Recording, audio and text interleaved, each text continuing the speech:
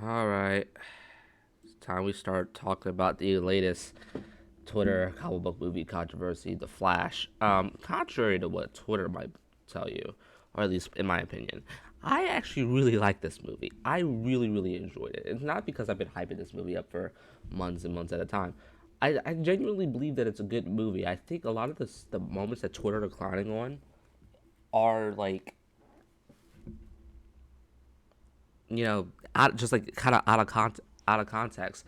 One of the things about this movie that I love is that it's not a story that's like all focused on Batman or Supergirl, like those they were heavily featured in the marketing because of Ezra Miller, but it's a Flash story. It is a Barry Allen such a story. And one of the things I was surprised about was how late they introduced Michael Keaton's Batman and then Supergirl as well. Like those characters were introduced maybe in the second half of the movie. It was wild. It was wild to see. I think the first 10 minutes of this movie just really does a good job at setting up some of the action and what you'll see in the movie. Like I think Ben Affleck's Batman finally got good actions, like really really good action sequences in this universe for his last outing, and it was really really cool to see. Um, yeah, on top of that whole Wonder Woman thing showing up, and all like the baby sequence, while ridiculous, I think was still kind of funny, like ridiculous funny. Um, and I think another thing I want to touch on is the CGI. Uh, the CGI is interesting because I think the CG it's definitely a creative choice. Okay, it's definitely a creative choice. It's a choice, that's for sure. And I actually don't think it looked that bad. I don't think it looked as bad as a decent amount of people were saying, but I still don't think it looked absolutely amazing. I think it's passable CGI. It's not anything that's like going to greatly offend my eyes or offend your eyes, but it's still not like peak CGI, peak MCU CGI, right? It's still not that, unfortunately. Love the acting. The acting from every one of the cast members was phenomenal, especially, as much as I hate to say it, especially Ezra Miller. They killed it, honestly.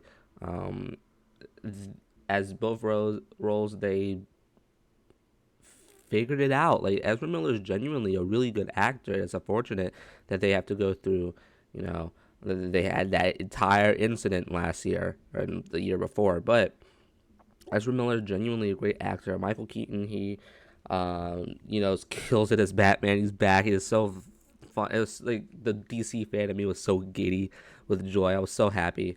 And then Sasha Calle or whatever, I can't pronounce her last name. And sorry, she was really really good as Supergirl. I hope they keep her around for the new DC universe. But this is a movie that overall I think all around just kind of kept a smile on my face the entire time, but as well as made me emotional, especially towards the end when you have Barry, talking to his mother, and the whole thing with Barry and the other Barry constantly going back in time to fix things. It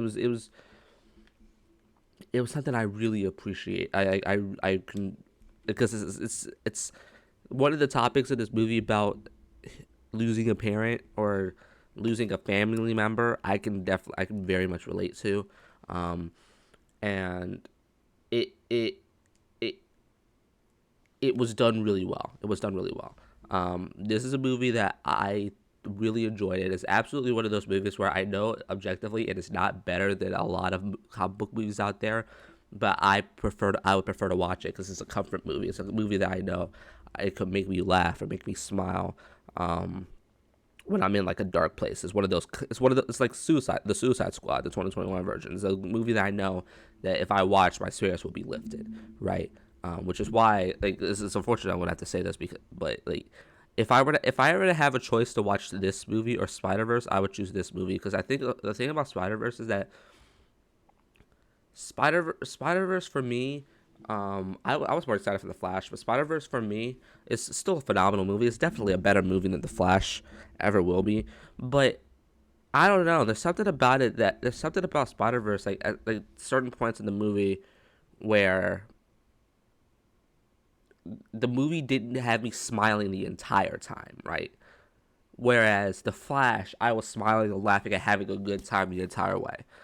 Even though Spider Verse is a better movie, I still personally, if I were in a tough spot and wanted to just watch a movie to take my mind off things like I normally do, The Flash would be one of the top choices for me. I really really enjoyed it. I want you to enjoy the movie without Twitter influencing your opinion, because it's not great over there. Is what I'm saying at the moment. Yeah, uh, go watch it. If you don't enjoy it, cool. If you do enjoy it, cool. See ya. Bye.